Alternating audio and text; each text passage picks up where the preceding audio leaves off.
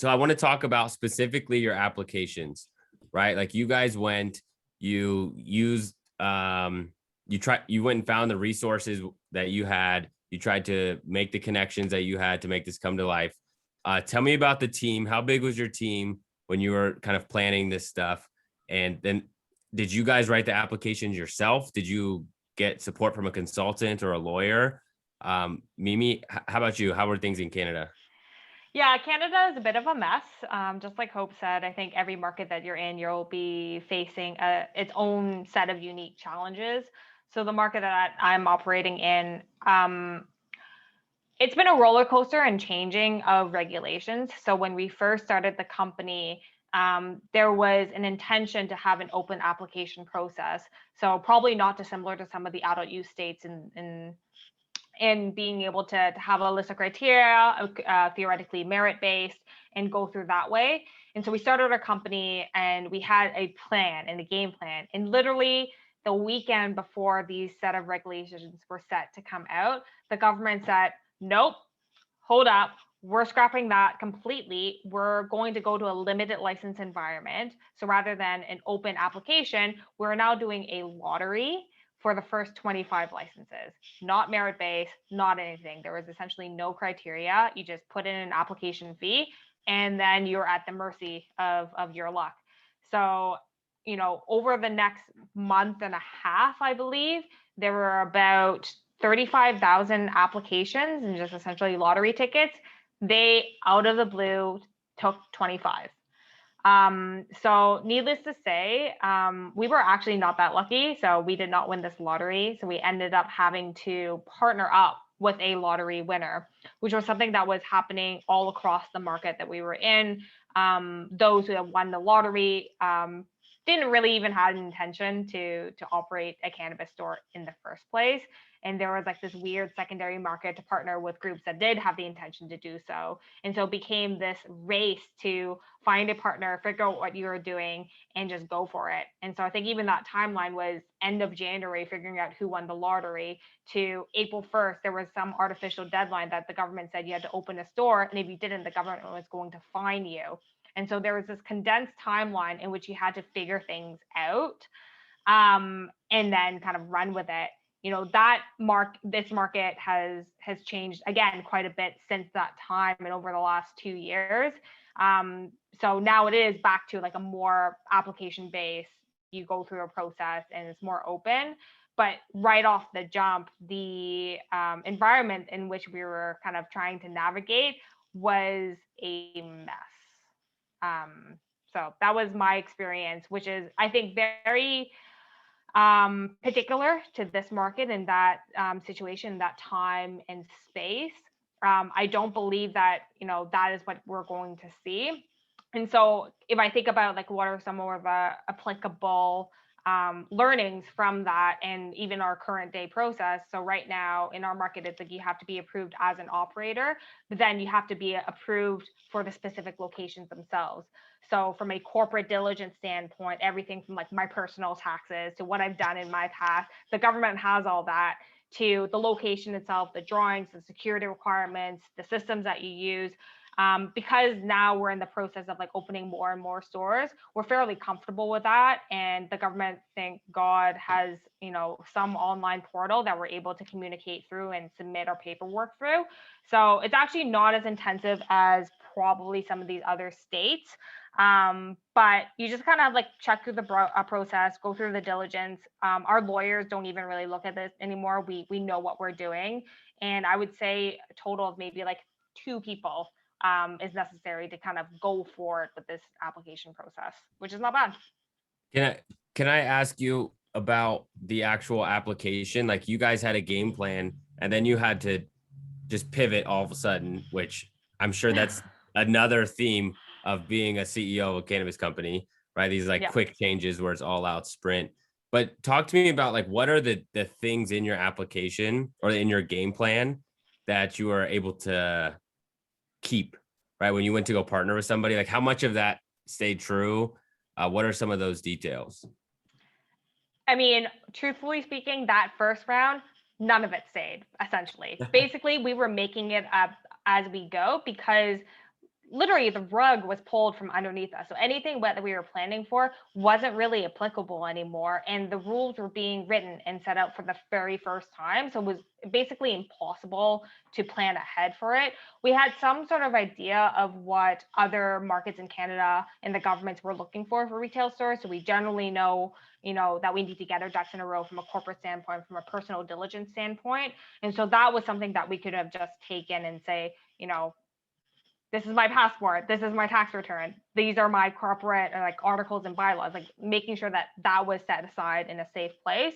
And then secondly, on location side, like understanding that there would have been some sort of distance restriction to what was set was restrictions from schools, but when we were conservative right off the jump and looking for real estate, we were looking for, are they going to look for some sort of distance requirements from places of worship, from community centers, from daycares. And so we're looking at that holistically, trying to plan as much as we could. Reality is a lot of what we did plan for didn't really pan out or turn out to be realistic in what we needed. But the good thing is we were so early in our company anyways, that it was fairly easy for us to be able to change on a dime and to just kind of go with the flow. It was obviously very frustrating and challenging. But our team was small, we're nimble, we just kind of like worked through it. And if you're not comfortable with change, then cannabis is probably not for you. Facts. How big was your team? At that time, it was just me and Drum, and I think one other person we had just brought on, so like 2.5. Nice. Yeah. Hope, I want to hear from you. Tell me about how you guys kind of like prepared for all of this. So my story is much different than Mimi's. Maryland was one of the early adapters to a limited license type of application process. So that pretty much means they had a set number of licenses that they were going to give out. And then they came up with a scoring process for the application. There was a rubric kind of around how it would be scored and what needed to be in it. A lot of this stuff was found in the bill that legalized medical cannabis in Maryland. So we knew this in advance of the application even being released, kind of told you, okay, there's going to be a business plan, there's going to be a floor plan that you have to have, and it needs X, Y, and Z in it. All of these things I was able to prepare for almost a year in advance of the application actually being released, which is, I'd say, almost necessary. There's almost no way to actually put together a full application packet in the short amount of time that they give once the application is released. An example would be for Maryland, when I applied, when that first application came out, they gave you 30 days to respond. If you had not been securing your real estate, getting your floor plans drawn, figuring out your operating plan and your business plan, if you hadn't been doing these things, developing your diversity plan, there's just no way that you could have got all of that together in 30 days. So prepared companies had been formulating their teams and getting these things done almost a year in advance. And that's what I did. My team was very small, and it was just loved ones. So my mother, who is now my co-founder and business partner, she's a dentist by trade, and she owns her own practice and is a real estate investor. And she has a lot of connections in the state of Maryland. And as a healthcare provider, I thought she'd be the perfect partner as we pursued this. We also partnered with Dr. Bryant, who's our third co-founder. He is an oral surgeon in the state, also an entrepreneur, has done extremely well in his business. And I felt that they would be great partners because of their healthcare background. From there, we did hire some consultants to help us with the cannabis specific things because we had no experience in the industry at the time. But essentially, we wrote our own application. It was something that we did in my mother's break room at her dental office. And it was like a war room in there. It was crazy. But yeah, we pretty much spent a year preparing just what we thought the application would look like. And then when it actually came out, that's when we kind of retrofit everything that we had done. So all the different business plans, operational plans, a recall strategy, a quality assurance strategy, all these different components that have been outlined in that bill that I told you guys about. We've been preparing this information. And then when the application came out, it kind of told us how we had to organize it and put it in. And like Mimi did mention, the government does ask you for all of that information. They ask you for your tax returns for the past 5 to 10 years. They ask you for, like pretty much everything but your firstborn son. You have to disclose everything. And there are certain things that could bar you from being a part of it. And this is something for you and every investor, any owner over a certain percentage, they want to know. And then they continuously want to know this information. So once a year you go through a background check. If anything new pops up, you have to answer to that. And it could put your license in jeopardy. So that was kind of my application story first time around. Since then, I've consulted on a bunch of different applications for different people. I've applied myself in other states, been successful and not successful. So it's definitely extremely competitive at this point. And besides the actual content being good, one of the main factors is capital. In almost every process that I've seen, at least in the US, you have to prove that you can finance everything that you put in your plan. And a lot of times, people will be able to prove that they can do up to, let's say for a dispensary, you're planning to spend $1 million to get it open. A lot of people can prove that they have $1 million or access to it. But the problem is then the big boys come and they have their balance sheet with like $200 million in the bank, in their name in the bank. And it's just really hard to compete with that because at the end of the day, when people are grading these things, they can't help but be biased. These are people grading it. It's not a machine. So they can't help but be biased when they see that balance sheet with $200 million on it. You're just not, it's hard to be competitive. So you have to be really strategic in these application processes. And luckily, there are people out there like myself and like so many other pioneers in the space fighting for social equity to make sure that there's space for people that don't look like those large companies like a Curaleaf, a GTI, all those companies. Yeah, the capital is obviously a barrier. It's hard to raise money, period. It's hard to raise money for white men most of the time. It's especially hard for people of color. It's especially hard for women. So the fact that you guys are already able to knock that out, just a testament to really your creativity, how nimble you guys are to make a dream work. Can I ask you both, just where did you get your initial investments? Like, how did you finesse that? Who did you have to talk to?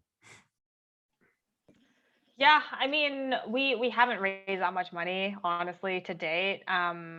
One, I don't want to give up ownership.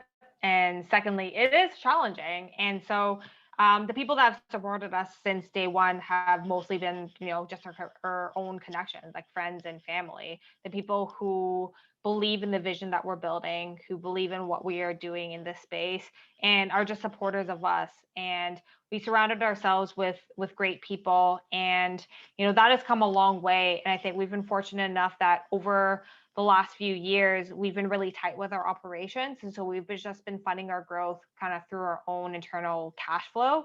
And there's something to be said about being scrappy. Like, I think if someone was like, here, I'm going to write you a $10 million check, they probably wouldn't be spending it as wisely. We'd be throwing it left, right, and center, which, we see a lot of these larger corporations do in spades. But because, we're very, very scrappy, we like to be nimble, we like to be creative with everything that we have.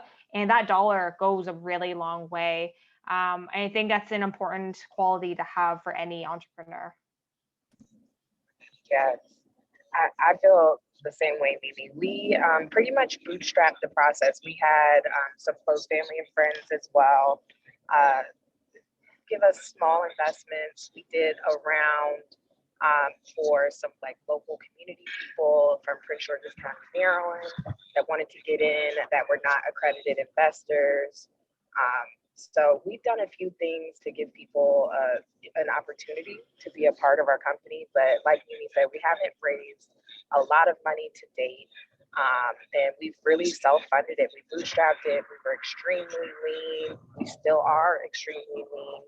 And now as we approach scaling the business and opening up more stores, we're funding most of it with money from our cash flow, as well as we have a debt provider that we'll be using to make some acquisitions. But even that, it was difficult to come across.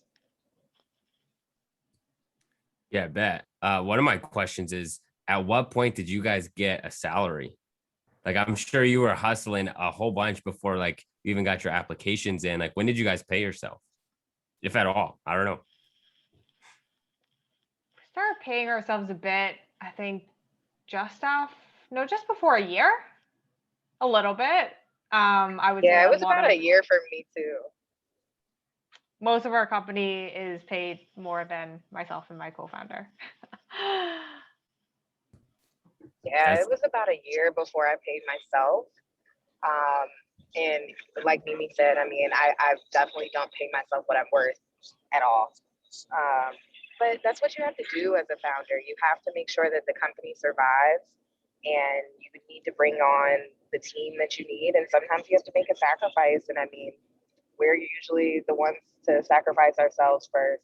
So it is what it is. But long term, it's going to pay off.